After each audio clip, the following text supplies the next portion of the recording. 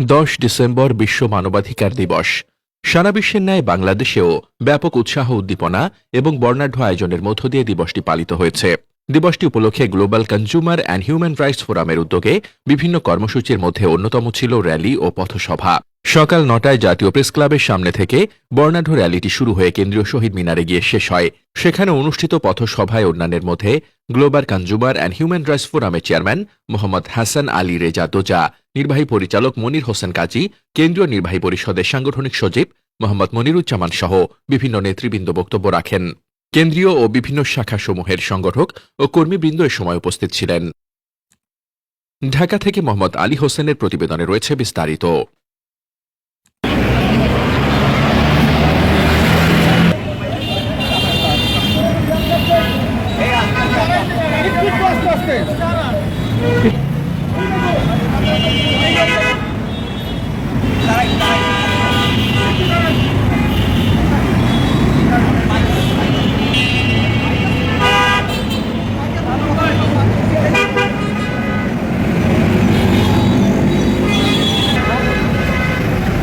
Neden?